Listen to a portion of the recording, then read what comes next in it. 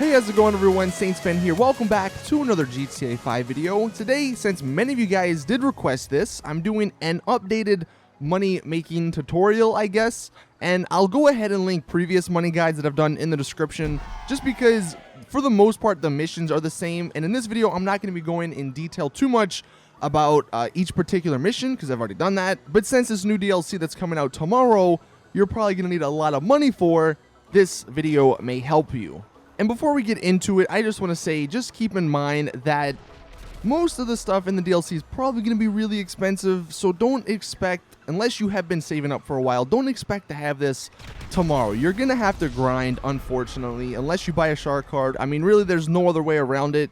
That's just how the game is at the moment. You can hate it, you can love it, but that's just a fact. So don't be expecting with any money-making tutorial on getting that yacht that may be $20 million. I mean, that's just the speculation price there, but don't be expecting to get that, you know, right off the bat. Now, hopefully, if you were smart, you took advantage of the double money and double RP that they had for all of the heists, which they did a few months back. That honestly was probably one of the best ways to make money. However, that was at a time when many people just didn't play GTA anymore because it was kind of boring. So I can understand if you didn't. But what we're going to be talking about in this video is I'm going to start with missions. And honestly, missions still to this day are the best way of making money. You can do heists if for some miracle you can get into a lobby with your friends and not lag out. But for me, I swear to God, like every time I try to do a heist, I lag out like right when we get in. So I don't know if that's my connection, the host's connection, but heists just, it never seems to work for me. Whereas missions, for whatever reason, do work. And most missions you can complete within like 4 to 5 minutes. Now, do know that in one of the previous updates, they made it so where the longer the mission takes, the more money you get. And most of the higher end missions will get you around $25,000 if you do complete them.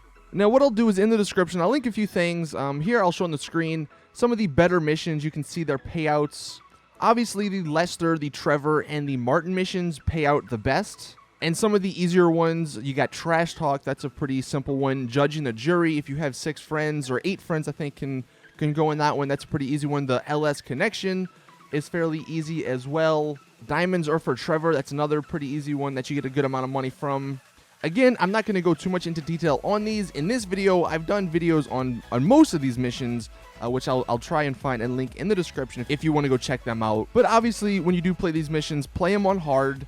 And if you can, get 4 friends or crew members in the lobby with you, because that'll actually give you a 30% increase in the amount of money you get at the end. And one interesting note, if you wind up doing the LS Connection mission for Martin, you can actually make an extra $5,000 on top of like the mission payout itself. There's actually, and you can see here in the video, there's actually these crates that are throughout this mission that they have packages of cocaine, I guess, and when you pick them up, you get $500.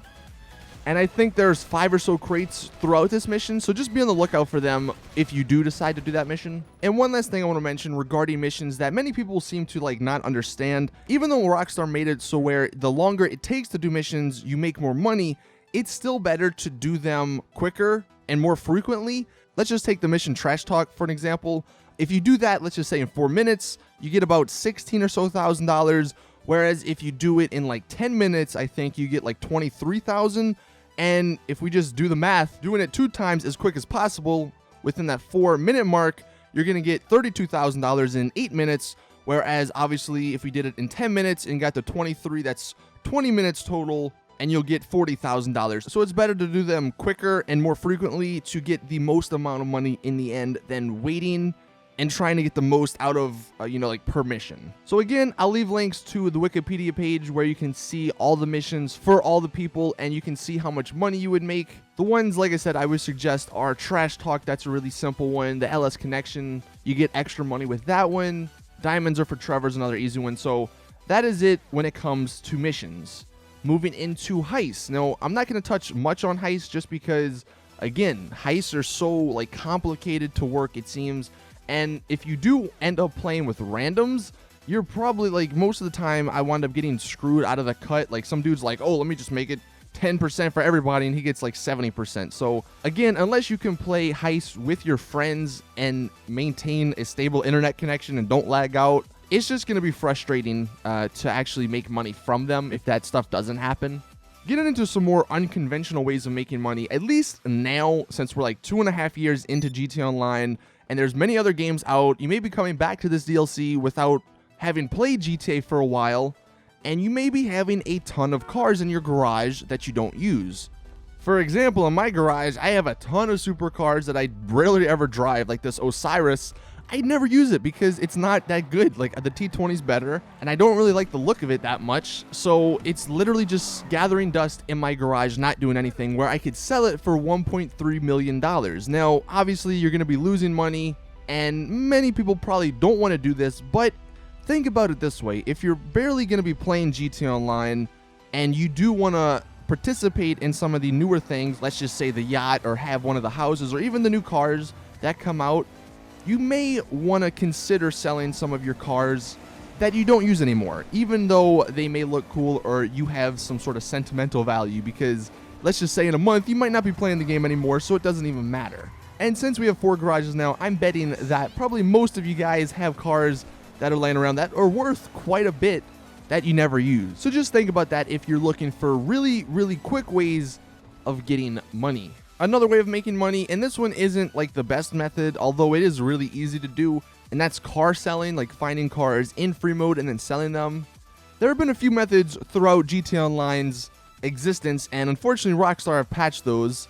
However, you can still find some modded cars that you can sell for a good amount. I'll go ahead and put a picture on the screen, and you can see these are just the regular cars that you can sell at the Los Santos Customs. Some of the higher end ones you can see, those are probably worth it if you see them. Obviously, the ones that sell for like 4,000 or 5,000, that's pretty much nothing. So I would just wait on those, because you got to remember, you actually have to wait 48 minutes in real life to sell another car if you find one. But if you head around some of the gang areas, you can find some modded NPC cars, which will sell for around $12,000 to $15,000.